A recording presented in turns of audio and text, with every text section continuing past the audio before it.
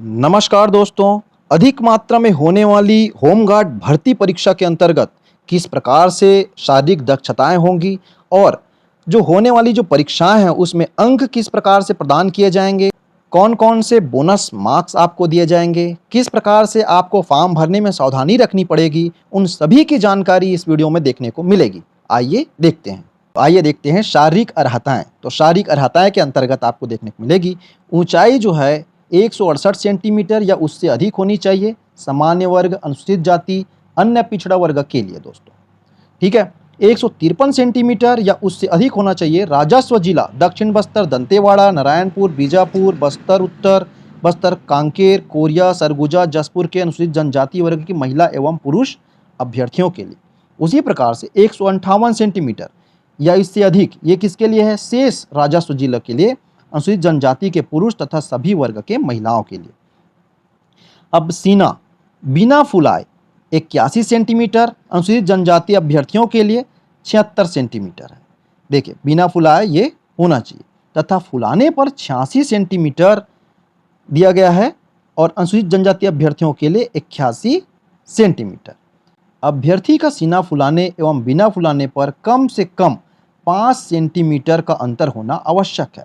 अगर आप सीना फुला रहे हैं और सीना नहीं फुलाए हैं, उस स्थिति में 5 सेंटीमीटर का अंतर होना चाहिए दोस्तों। इस विषय पर किसी प्रकार का छूट नहीं दी जाएगी। महिला अभ्यर्थी इस शारीरिक अर्हता से मुक्त रहेंगे। महिला अभ्यर्थियों के लिए जो है ये जरूरी नहीं है। अभ्यर्थी में नाक, नी, फ्लैट फुट ना हो वह शारीरिक रूप से अपंग नहीं होना चाहिए, यानी कि आपका जो पैर का तलवा जो है ना वो बराबर नहीं होना चाहिए, चिकना नहीं होना चाहिए। यह अर्हता सभी वर्ग के अभ्यर्थी के लिए अनिवार्य होगी। सभी अभ्यर्थियों को चिकित्सीय दृष्टि से योग्य होना चाहिए दोस्तों। ये शारीरिक अर्हता है। आइए आगे देखते हैं। आंख के लिए आप देखेंगे अभ्यर्थियों को आंख से संबंधित कोई रोग नहीं होना चाहिए। आंखों की दृष्टि बिना चश्मे के एक आंख की 6/9 तथा दूसरी आंख की 6/12 से कम नहीं होना चाहिए। मुख्य रंगों का भेद करने में, यानी कि जो वर्ण जो रोग होता है जिसमें एक विशेष प्रकार के रंग को नहीं देख पाते, ये रोग जो है होना नहीं चाहिए दोस्तों। शारीरिक दक्षता इसमें आप देखिए पुरुष के लिए दिया गया है और महिलाओं के लिए दिया गया है। तो पुरुष के लिए किस प्रकार से होंगे? 100 मीटर की दौड़ होगी, 800 मीटर का लंबी कूद होगा और ऊंची कूद। सभी के लिए शारीरिक दक्षता में 25-25 अंक निर्धारित है, ये 100 अंक का होगा। महिलाओं के लिए केवल 800 मीटर दौड़ होगा, ये 50 अंक का होगा। लंबी कूद और ऊंची कूद ये 25-25 मीटर का, यानी कि 100 अंक का जो है इनके लिए निर्धारित रहेगा दोस्तों। और सभी जो दौड़ भाग जितने भी हैं इनके लिए केवल एक अवसर ही प्रदान किया जाएगा, इससे ज़्यादा नहीं। सामान्य जाति के, तो आप देखेंगे सामान्य जाति के अभ्यर्थियों के लिए 100 अंकों से 50% तथा अनुसूचित जाति, अनुसूचित जनजाति या अन्य पिछड़ा वर्ग के अभ्यर्थियों के लिए 40% न्यूनतम अंक प्राप्त करना ही होगा। इस प्रकार से बोला जा रहा है। फिजिकल एक्टिविटीज़ में जो सामान्य वर्ग से हैं उसे 100 अंक और अनुसूचित जाति, अनुसूचित जनजाति और अन्य पिछड़ा वर्ग को 40% अंक जो है प्राप्त करना ही होगा।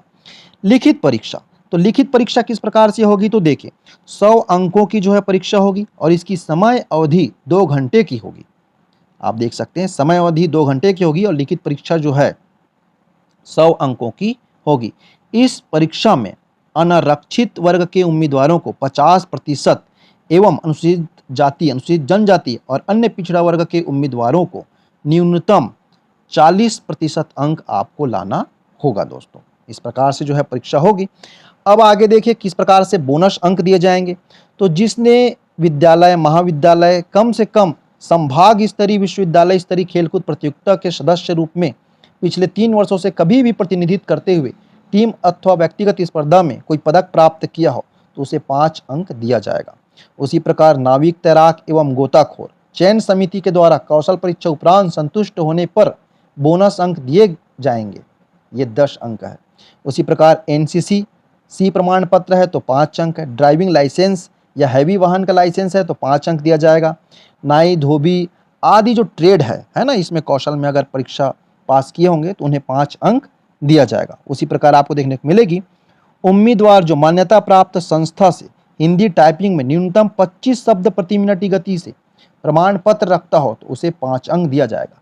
अंतिम में आपको ध्यान देना यह है दोस्तों, 20 अंक बोनस अधिकतम मिल सकता है, इससे ज़्यादा नहीं मिल सकता। यानी कि अगर आपने सभी किया हुआ है तो आपके सभी में नहीं मिलेगा, आपको अधिकतम 20 अंक ही बोनस दिए जाएंगे। आइए आगे देखते हैं। अनस्किल्ड ट्रेड के लिए जिला स्तर उप समिति परीक्षण कर प्रमाण पत्र जारी करेगी। बोनस अंकों के लिए अधिकतम 20 अंक निर्धारित है, किसी भी उम्मीदवार को 20 अंक से अधिक नहीं दिया जाएगा।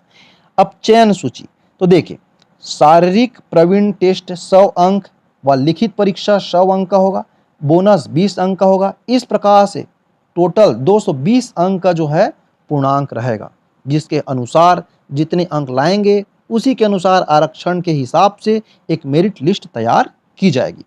जनरल ड्यूटी हेतु 500 स्वयंसेवी सैनिक के पद, 30% हॉरिजेंटल आरक्षण महिलाओं के लिए भी आरक्षित होगा उसमें। देखिए, अब आगे देखते हैं। उपरोक्त सभी प्रक्रिया अंबिकापुर, रायपुर, बिलासपुर, जगदलपुर संभागीय मुख्यालयों में की जाएगी, यानी संभाग स्तरीय जो है ये परीक्षाएं होगी। साथ में आप देखेंगे ये जो ऑनलाइन आपका वेबसाइट है जिसके द्वारा आप अपना ऑनलाइन फॉर्म भरेंगे, तो fire.noc.cg.gov.in ये जो है आपको याद रखना है दोस्तों, इसी में आपको जानकारी मिलेगी।